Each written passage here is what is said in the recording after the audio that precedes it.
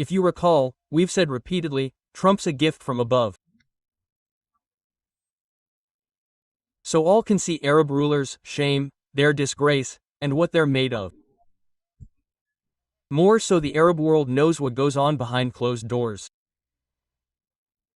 Now it seems clear, Trump's not just a gift to Arabs, but the world's.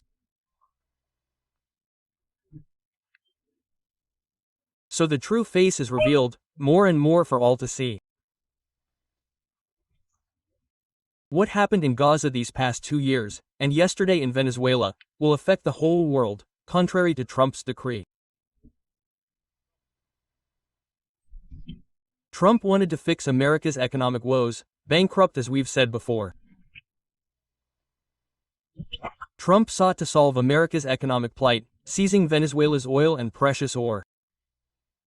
He sought to spread terror worldwide, to make all nations bend the knee. And this might work in stricken lands, like the wretched Arab region, you see, where regimes and people are submissive, resigned to their fate, passively. But this will have grave effects on the nuclear arms race, you'll agree. On international law, even the framework set by victors after World War I and II. To prevent a third world war, they made international law for me and you. To govern the world, even imperfectly, to avoid the arms race, it's true. America and the West ensured law prevailed, or so it seemed to be. Trump shattered all those false pretenses, accepted willingly or grudgingly. The story's not over, folks, not with Maduro's arrest, not in Venezuela, no. The story begins. Trump complicated things further with Maduro's arrest, you know. Maduro, whom the world deemed illegitimate, now sees his popularity soar. Not just in Venezuela, but worldwide, standing with Venezuela evermore. There's now great sympathy for the images Trump released to show him weak.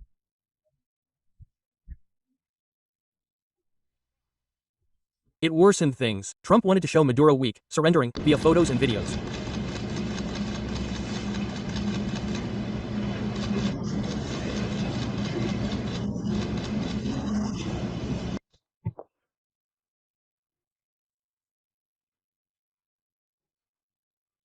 But the opposite happened. This scene of the Venezuelan president's arrest will have consequences.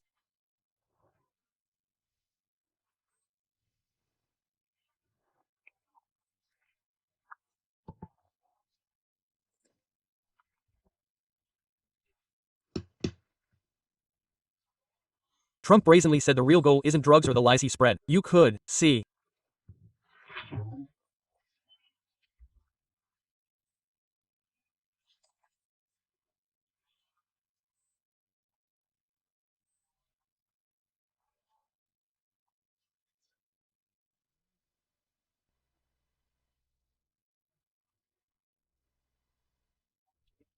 he was lying.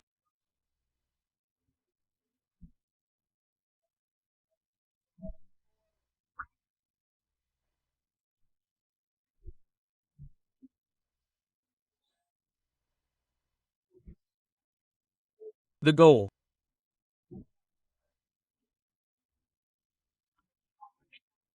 is oil, and not just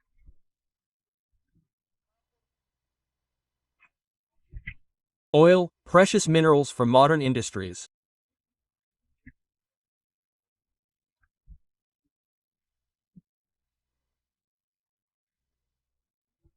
Imported from China, they're in Venezuela.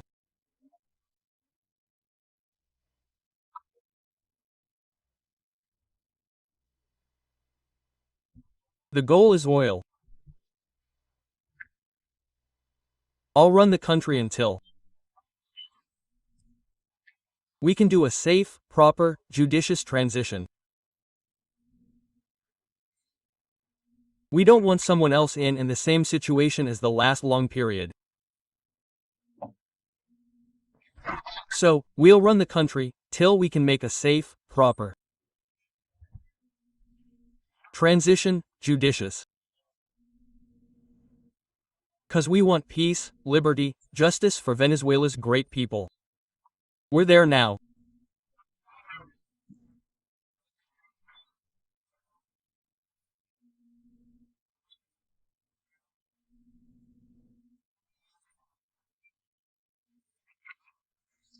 People don't get it, but we're staying till the proper transition happens.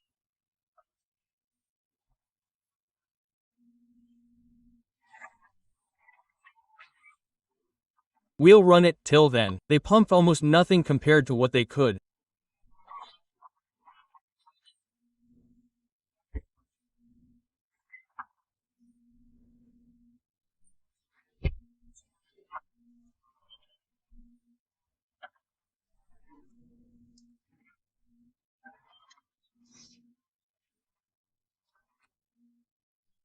Our big US oil firms, the world's biggest, will spend billions fixing the broken oil infrastructure, start much larger if needed. So, we're ready for a second wave. This isn't Trump's.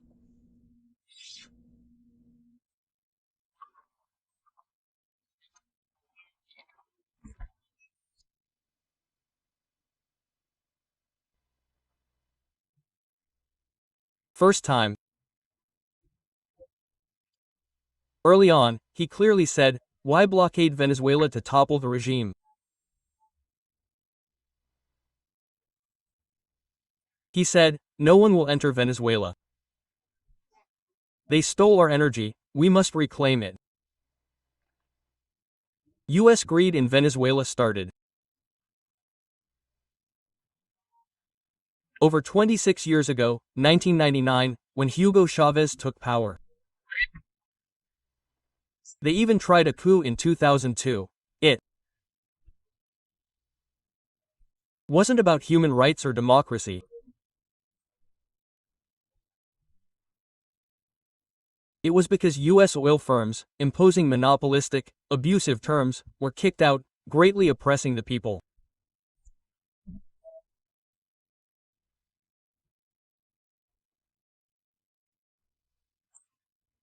The Gulf is a prime example, barely getting 50% of the profits. Venezuela refused to play that game. Venezuela's been targeted for 26 years. Chavez was overthrown, but it only lasted 2 days. Then sanctions tightened. Nicolas Maduro is just a link in a long chain. But oil's now hugely important for 2 reasons. First, the reason we kept telling you this is that some didn't believe America was broke, scraping the barrel, digging through old accounts, because America's in a very tough spot, and the dollar's position is pathetic. Second, war with Iran is inevitable. Before Maduro's kidnapping,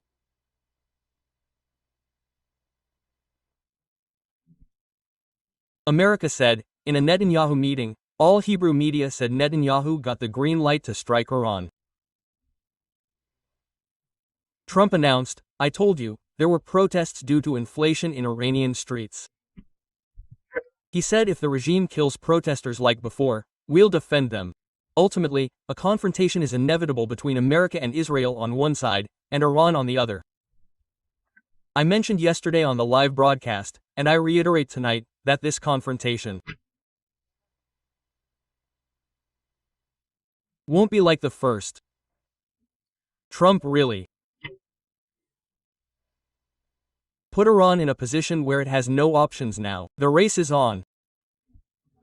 Iran is certain that if nuclear power was important the day before yesterday, it's now 100 times more important. Trump doesn't like dictators, as much as he seems to. But he also follows the principle that he can't do anything to someone with weapons. He met the North Korean, and he's got him under his thumb. Look what he's doing to Putin, He can't deal with these people. So Iran is now more certain than ever that nuclear power is very, very important, because the confrontation is inevitable, and the race is on to see who gets there first. So, in light of the upcoming confrontation with Iran, which we don't wish for, I'm not saying I want this.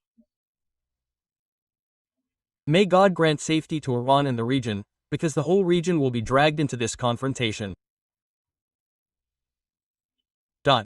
Iran, in light of the confrontation that will be violent. Israel, in the first clash, was surprised by Iran's reaction and missile capabilities, and was exhausted. In fact, it used up a very large portion of its missiles. Although the air bridge continued 24/7, Iran definitely hurt them. So, the Western plan was always, if you can't cut off a hand, kiss it, then look for another way in. Next time, the confrontation will be fierce. Not this next time, but sometime in the medium to long term. Iran, in its response, will target two main things. The Americans are very far away. Iran will have two targets. American bases in the region, all of them. Not just hitting Qatar and then apologizing. I told you, they'll choose the weakest link. We talked about Iran and Qatar. It will be all American bases. More dangerously, American oil refineries. The Kuwaiti, Emirati, Saudi, and Iraqi refineries, of course, belong to America. All these refineries, yes, they put up a Saudi flag, an Emirati flag, just for show. But the truth is, they are American oil refineries. America is a partner in them. Ivanka's father is a partner with at least 50% of the revenue from these oil refineries and oil fields. Iran will strike American oil refineries and oil fields, which will increase. Let's go back to the main point. It will increase the importance of Venezuelan oil, which we desperately need. Today, Trump's first move was to order American oil companies to work with full force in Venezuela. So now we have the largest oil-producing country in the world. We want to control it. Why? So we can be safe from the fallout, in every sense of the word, that will engulf the region, with Iran at its heart. Everyone else will be on the periphery, forced into the war, willingly or not. It's bigger than just gathering your kids and locking them in the co-op.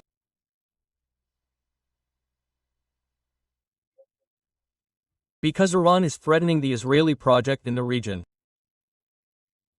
Clearly, Iran and its allies are the threat.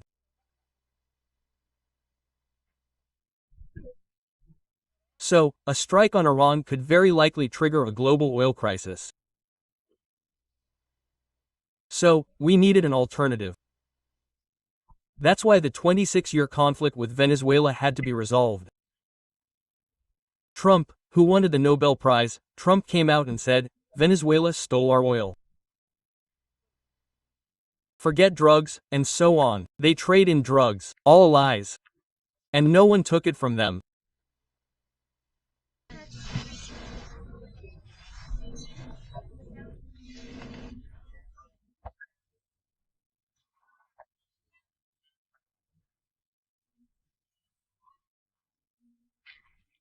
If we don't mind saying it, we're going to make sure that that country is run properly. We couldn't let them get away with it.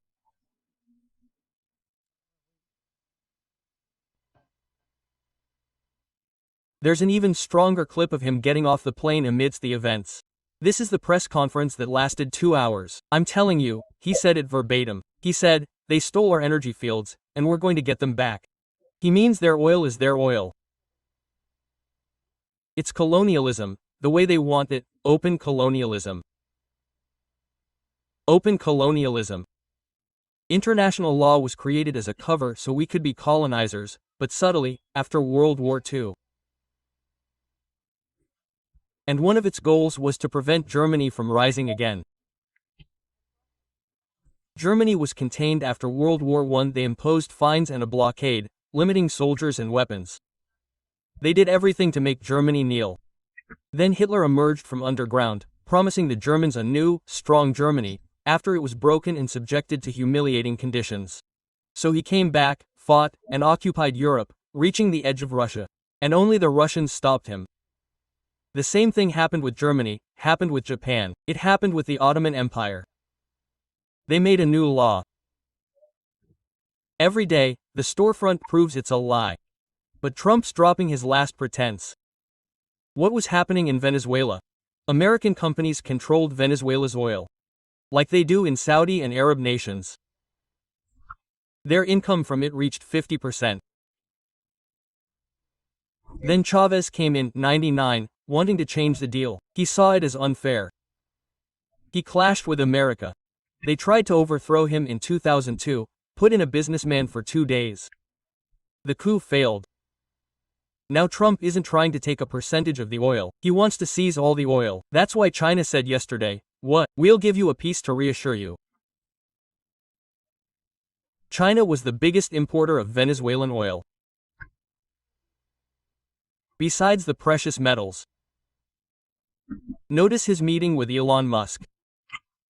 One of the biggest lithium extractors. And Venezuela's made great strides in the amount of lithium it has. He lived with Elon Musk right away. Look, Elon Musk, they tore each other apart. They did more to each other than Shireen and Hassam. I mean, Trump and Elon Musk, very recently, did more to each other than Shireen and Hassam did. Okay? Yet, interests are bigger than feuds. That's why Elon Musk was among the first to welcome and meet.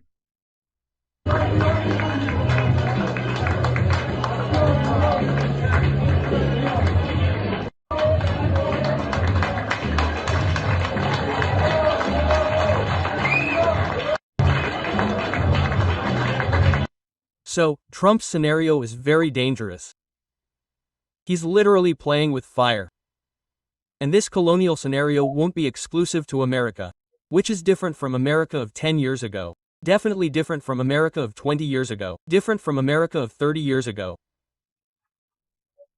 More than $37 trillion were printed in the last 5 years. As much as was printed since the dollar's inception. It's enormous. America, you saw the Fed meeting. They did everything every 3 months. They did the dots and the interest rates. Yet, today, $1,000 doesn't even get you 850 euros. Euros, not pounds. Euros, which used to be neck and neck. That's why, I'm sorry, things are getting mixed up. But they really are. That's why Europe had to be reined in.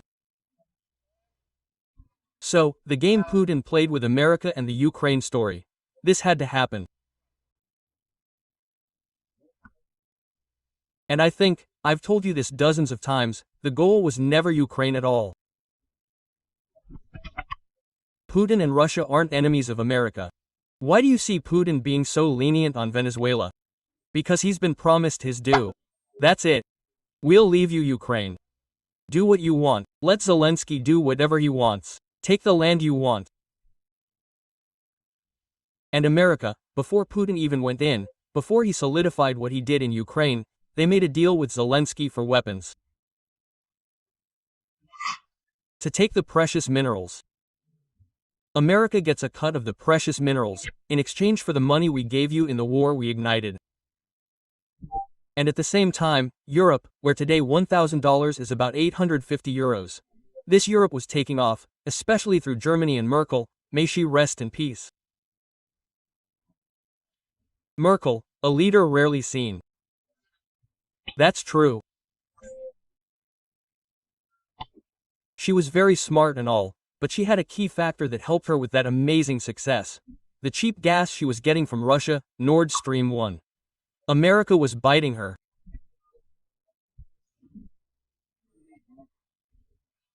Nails, dying.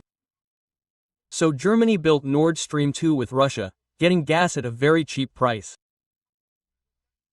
and sells to Europe, and Europe advances further, and America is in a state of collapse. So, war was necessary. War was necessary, and just like we drained their oil, we're done. America is in a position that it's bankrupt.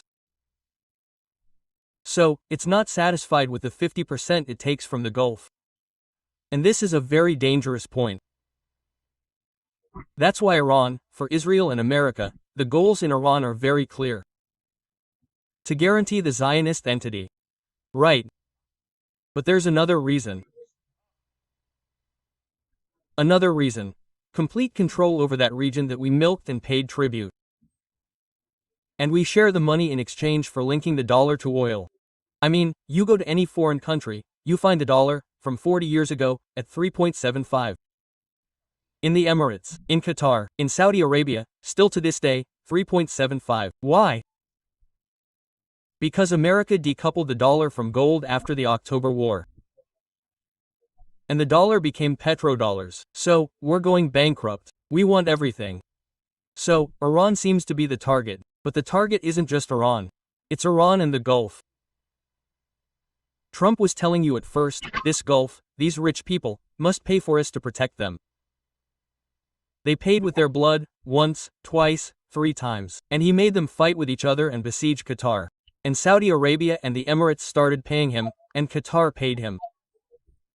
And he came back again, you know, like when you take a chicken, you keep grilling it, then you flip it, then you put it back. That's what he's doing to them. Now, Iran and Latin America. Latin America is suffering terribly from American intervention, military coups, supporting presidents, sanctions under the guise of fighting drugs. You saw yesterday, immediately, what was the first thing? President Pedro, immediately, he told him, by the way, you're manufacturing heroin. You're manufacturing heroin.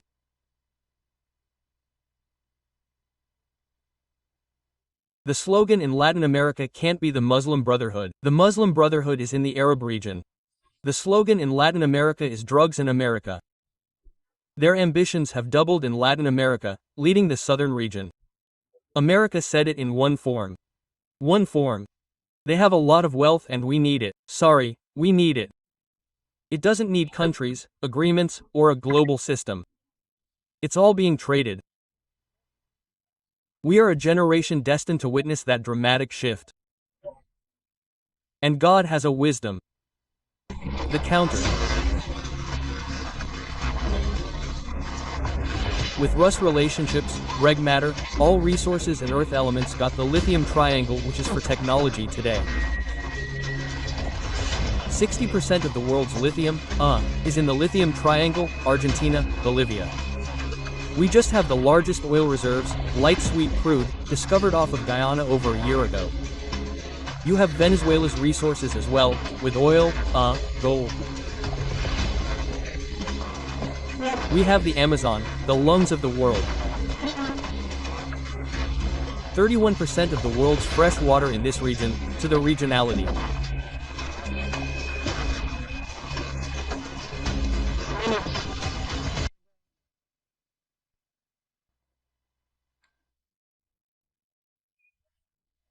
Honesty is relief. He told her there's a triangle with 60% of the world's lithium. Trump said what's happening in South America is America First policy.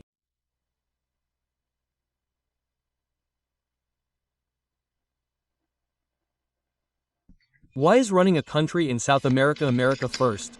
Well, I think it is because we want to surround ourselves with good neighbors. We want to surround ourselves with stability. We want to surround ourselves with energy. We have tremendous energy in that country. It's very important that we protect it. We need that for ourselves. We need it for the world and we want to make sure we can protect it. Please go ahead.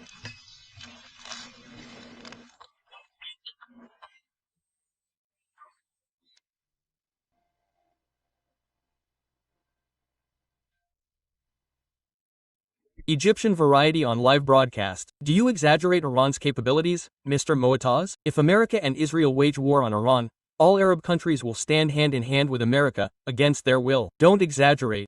I disagree with you respectfully. That's what I said. That's why Iran will destroy all oil refineries and American bases.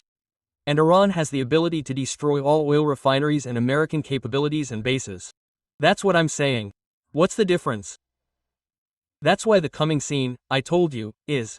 Did I say countries will fight against their will? And did I tell you Arab countries will side with Iran? These Arab countries don't control their own decisions. It's over, with America's unannounced decision. I don't know how else to say it. It's over. These countries are finished. Some will wake up and find it's over. Some countries will wake up and find it's done.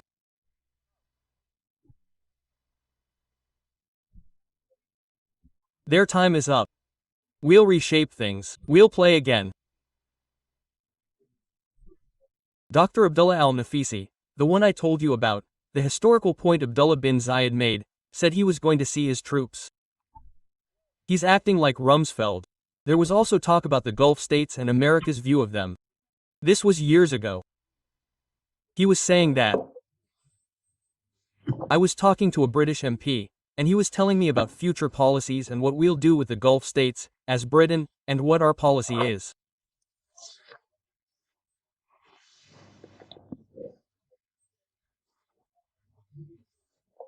I told him, our countries won't accept this exposure, this direct intervention. I kept saying, our countries, quote. He just laughed. He said, Abdullah, what do you even mean? Single quote. Our countries, quote, you're just gas stations to us. Every gas station has a flag. Our tankers pass through you, fill up with gas, and leave.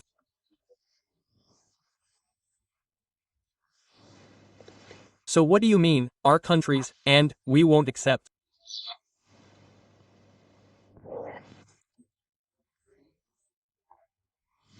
If we leave you alone, you'll be destroyed.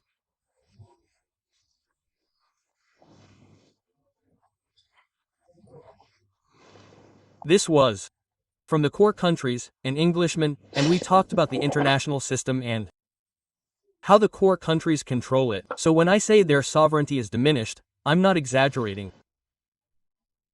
It's diminished. That's putting it nicely. When I say their sovereignty is diminished, I'm being kind.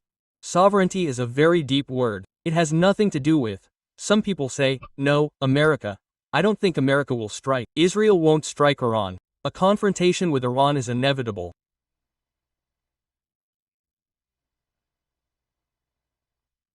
Neither Israel nor the Gulf states will tolerate Iran getting nuclear weapons. Iran's only lifeline is going nuclear. If dozens of signs aren't enough.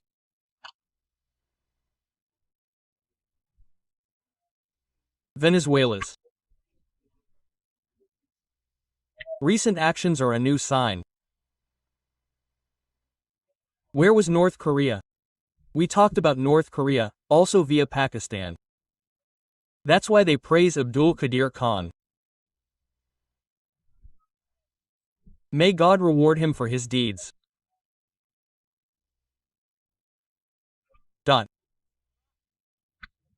He told the Arab region they can't live without nuclear weapons.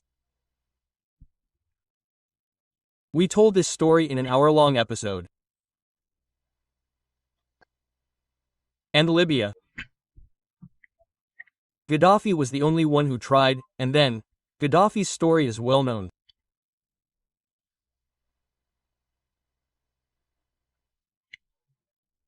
North Korea benefited. We told Abdul Qadir Khan's story. We might repeat it. You need nukes. Japan submitted after the bombing. They shut up. They focused inward and made an economic miracle.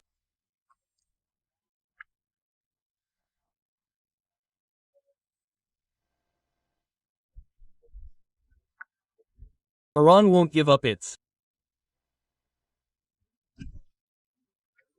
project. It's their only way to survive. I'm telling you the situation on the ground. This region has slaves deprived of freedom. Rulers and governments exploit their people.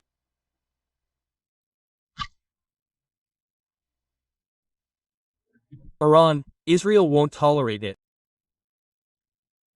Iran can't live under constant threat. This project won't work. And the Gulf, as you see, is eager to strike Iran. The entire Gulf has been annexed to Israel. The whole region is annexed to Israel. Jordan was expecting missiles to be fired from Iran, no big deal. The entire American Gulf base in the Gulf was used against Iran. Never mind that they didn't say so, but the Gulf, by its decision or not, has become this. We have no problem with you thinking the situation on the ground is that they are with America. With America. And that may be a prelude to the prophets saying, "Peace be upon him." That we will fight with the West against the East. Isn't there a saying like that? Okay. What's happening? Now is that Israel is living off the wealth of the Arabs and America with weapons and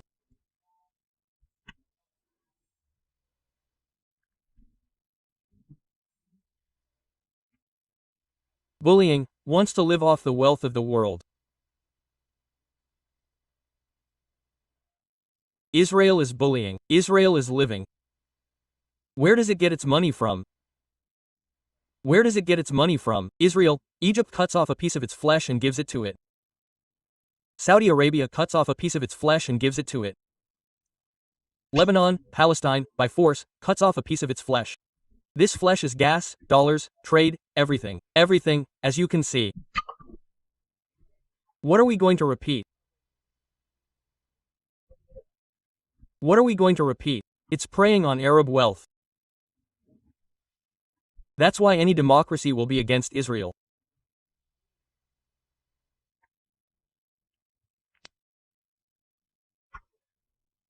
So there will be a coup, and the dogs of the Arabs will be used against them, to overthrow democracy, so that the situation remains as it is. It happened in Egypt, Libya, Yemen, Sudan, and in all countries.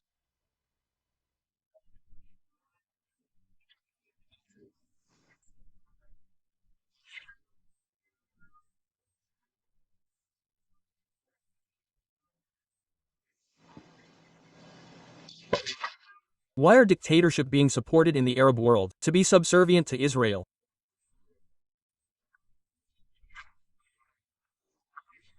This is an Israeli-American plan. The American ambassador in the occupied territories celebrated and said that what happened with Maduro is in Israel's interest. The ties are deep, and Hezbollah operates in 12 countries in South America. It's a threat to the West and the Middle East. So, the president targeting Venezuela deals with narco-terrorism and American deaths from drugs. It'll make life safer for us in the Middle East, much better. Removing Maduro shows Hezbollah is active, targeting Jews in South America, reaching into the US. The Arab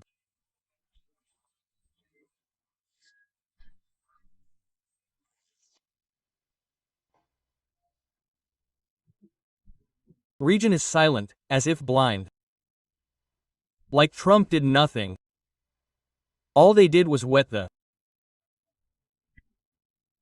bed. Involuntary urination. Egypt issued a statement. Sisi's Egypt offers condolences for a Swiss fire, not for those killed in Venezuela by the US attack. No condemnation of Maduro. Condolences for a fire in Switzerland. Let's get to the point. You brought me the belt. Sisi's tightening his belt. That's it. Egypt sends condolences to Switzerland for the Montana victims. Sincere condolences. That's your level. Your worth. Imagine that. In a historic moment, Egypt is a joke. We're weak and low, sadly. The criminal made us invisible. An Egyptian there says Venezuela is happy. We're happy. Long live America. Quote. An Egyptian in Cairo 24, a spy site. Be careful when I say spy site. It's not just a regular site. It's a spy site. It was created by intelligence. Revealing the situation after Maduro's arrest.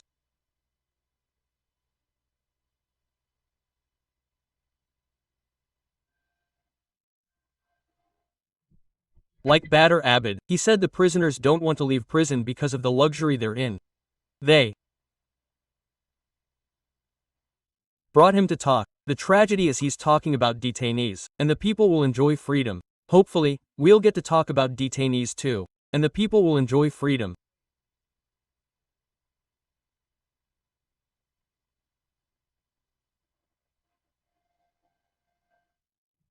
The disaster is the number of detainees in Venezuela. The latest figure published by human rights organizations at the end of this year is 889 detainees. They wouldn't fill 2 rooms in the smallest prison in Egypt. That's the latest count, not even 1,000 detainees.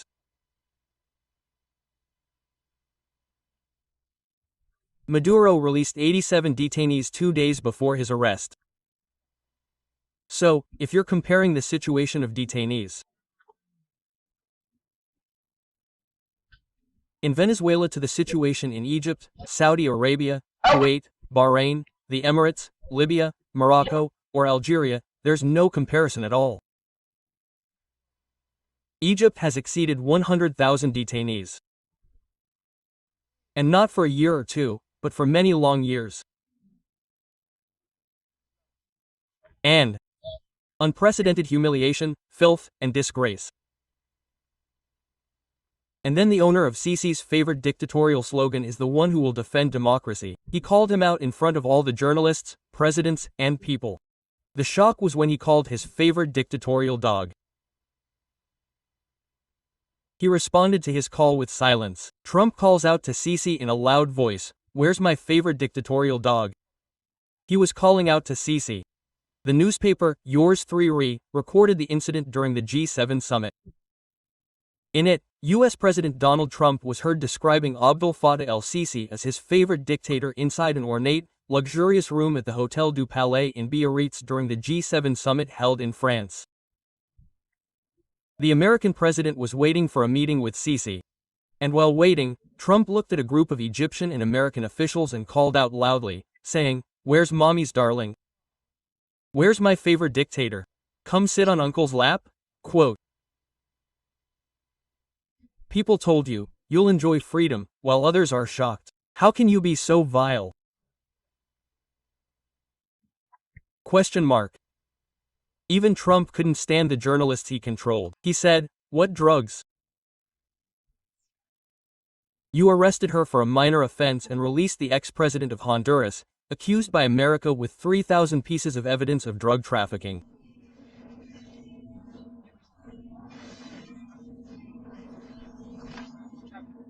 Can you explain these situations? I endorsed. The winning president, the man who won in Honduras, Chile, Argentina. We're doing well with them. He was like the Biden administration, treated unfairly. He was ahead, persecuted unfairly. We felt it was unfair. He's a party member of the winner. People liked it because the party felt he was treated badly. Quote.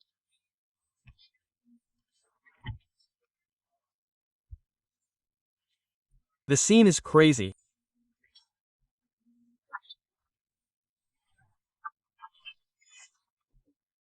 Who does Trump want to run Venezuela? We'll run it. Me and my friends who hang out with me at night will rule them. Good people in the army will do it. Quote. He put the defense minister in a tough spot.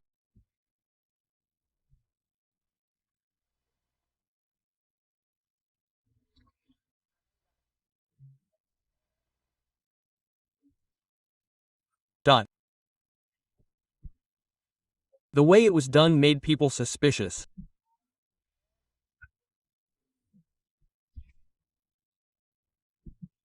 Even Trump said about the Nobel winner, she's not fit. She has no street cred, even though she did everything, from bachelor's sleep to farmer's dough, declared herself Zionist, and would hand everything over to America, everything Venezuela couldn't give. He said, "Me and my people will rule it. Good people in the army will help." Quote. And that Nobel Prize scene shows you that the world doesn't respect traitors.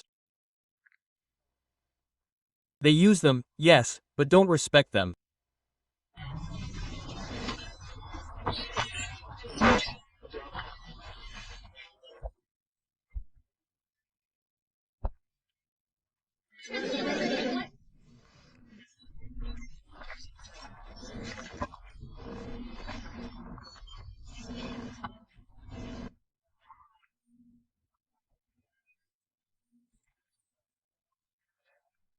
Relying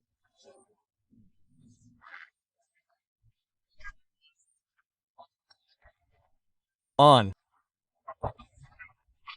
the military. Why rely on the military? To herd the people into the pen. What about the woman who won the Nobel Prize and gave it to you? Listen.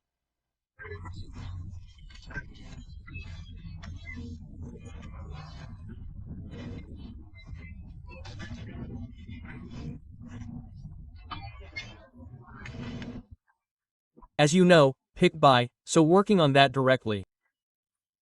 Just a conversation with her, and she's essentially willing to do what we think is necessary to make Venezuela great again, very.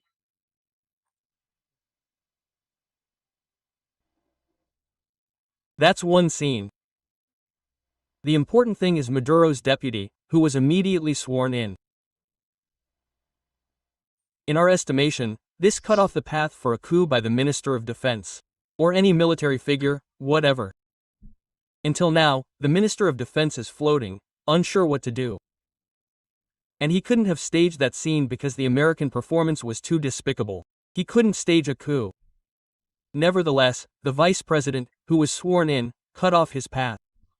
That's why I'm telling you the crisis is escalating in Venezuela. He can't find anything to say.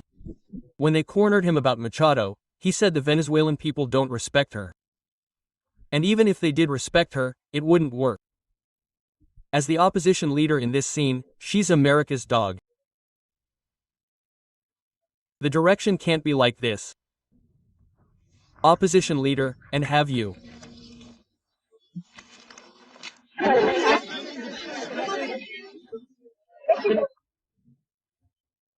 She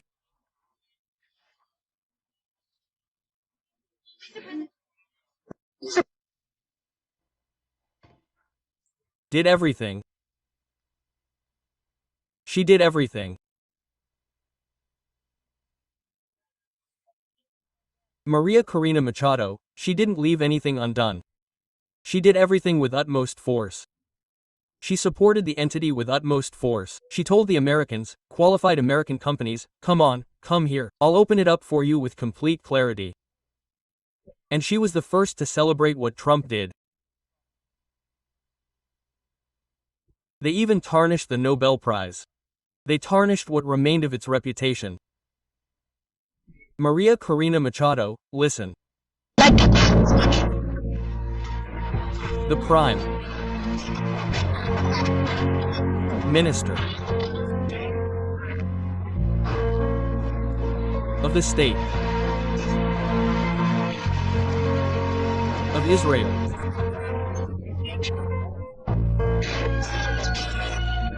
And look. Maria Corina Machado, we will open an embassy in Jerusalem. And Netanyahu, used to tell him, my friend, when I was young. I used to sit on his lap. American companies, let's go. All these agreements that bother you, we'll stop them. Is this the fate of traitors? Is the story over? The story is just beginning. Maduro's popularity is sky high in Venezuela and beyond. Anyone who cooperates with Trump in the world will be a traitor. Any people with dignity feel ashamed as a result of that scene. You went in and killed 40 people in the strikes. And celebrated the strike, and kidnapped the president, even if he's a traitor or agrees with Trump. No one can say a single word now. Venezuela, the street in Venezuela is boiling. All the authorities in Venezuela, first of them the vice president, announced their rejection of America's actions. How so? A popular face. What do I tell the people? And I'm telling you that she was sworn in so quickly. Cut off the road to a coup that was in the oven, God knows.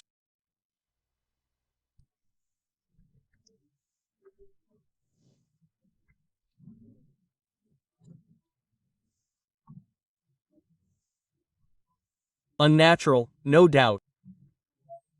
Tenista. Really shameful. Our founding father said it in the letter from Jamaica. It has been torn. We have seen the light and they want to return us to darkness. The chains have been broken. We have been free and our enemies intend to enslave us again. If there is anything that the Venezuelan people and this country have, it is that we will never be slaves again. All of Venezuela is activated and the decree that was signed. President Maduro, President of Venezuela, only President Nicolas.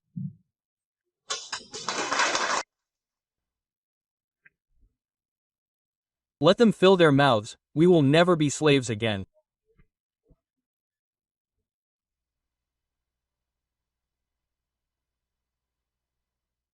Delcy Rodriguez. Delcy Rodriguez, the vice president, was sworn in directly and took Maduro's full powers.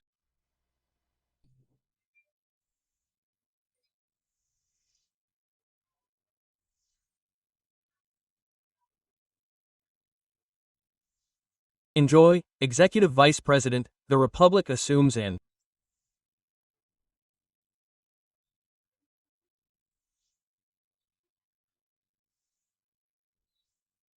Charged with all the powers, duties and faculties inherent to the office of President of the Bolivarian Republic of Venezuela in order to guarantee the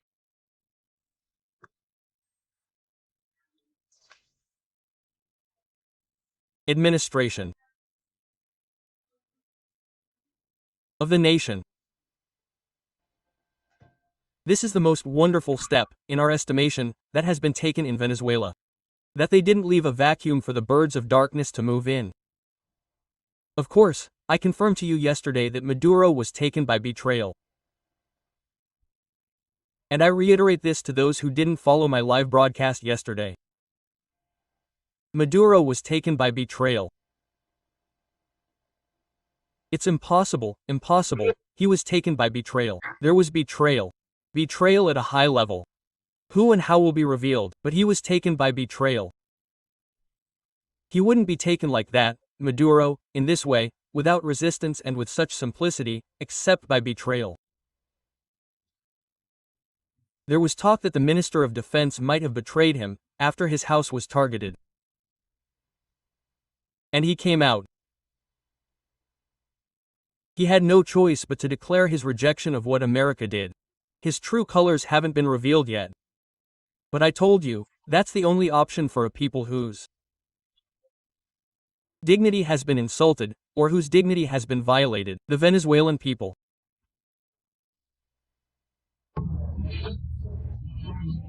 Other than to come out and reject what America did, Yara. Todos los planes defensa nacional para lo hemos venido preparando por ello y en cumplimiento de la Constitución de la República Bolivariana de Venezuela, la ley orgánica sobre los estados de excepción y la ley orgánica de seguridad de la nación. Respaldamos irrestrictamente el decreto de estado de conmoción exterior en todo el territorio nacional y en consecuencia los hombres y mujeres de la Fuerza Armada Nacional Bolivariana instrucciones del ciudadano Nicolás Maduro Morosidente. Constitucional de la República Bolivariana de Venezuela, nuestro comandante en jefe, desplegaremos todas nuestras capacidades para la defensa integral de la nación, el restablecimiento del orden y la paz. Por ende activaremos en todo espectro del espacio geográfico nacional y en perfecta fusión popular militar policial la puesta en completo operacional a través del despliegue masivo. The Minister of Interior took to the streets and announced his rejection of this scene. Configando. Político-militar para la situación que estamos atravesando. Calma que nadie caiga en el desespero. Que nadie caiga en facilitar cosas al enemigo invasor. Al enemigo terrorista cobardamon.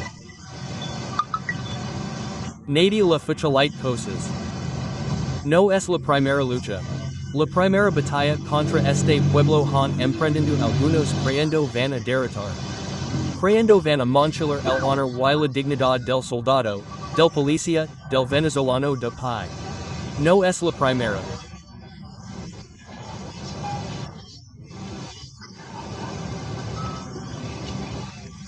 Almost.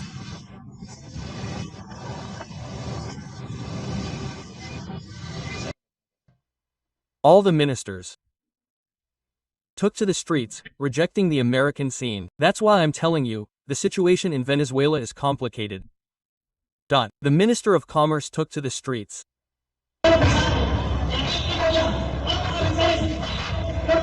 denouncing this invasion by the Northern Empire and this violation of international law. Here we are with the people, supporting our people. We demand from the government of the states, our President Maduro, and our first fighter, Flores. It's an international violation, a violation of all types of international norms.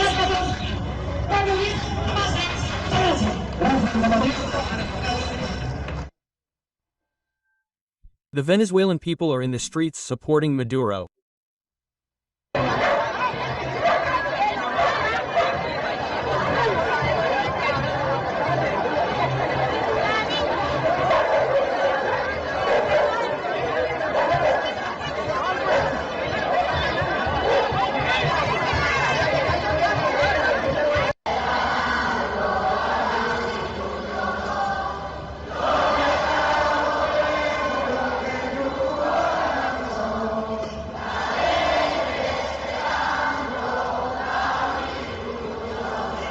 Venezuela.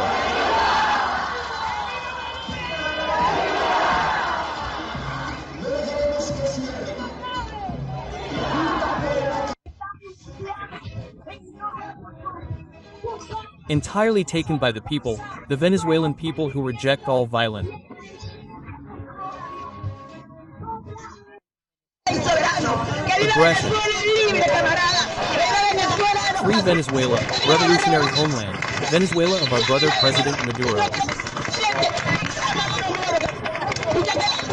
Let the international institutions rise up and make a real pronouncement.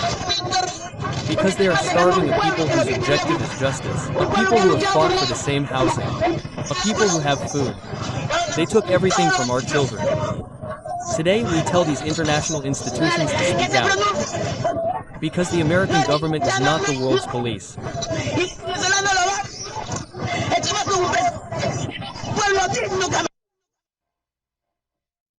Any mission to carry out a coup is difficult. The army has deployed in the streets to declare a state of alert. The people of Venezuela have weapons, and there are popular forces. As a result, Maduro feels betrayed. He created popular forces, so Trump made the military coup in Venezuela difficult.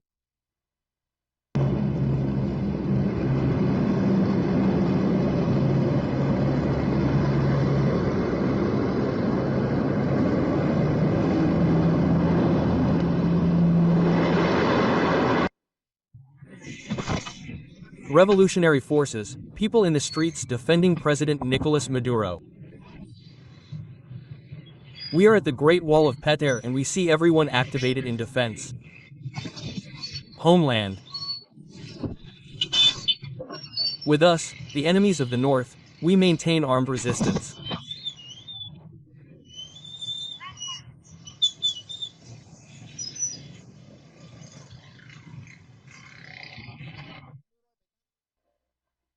The issue is causing chaos in the world.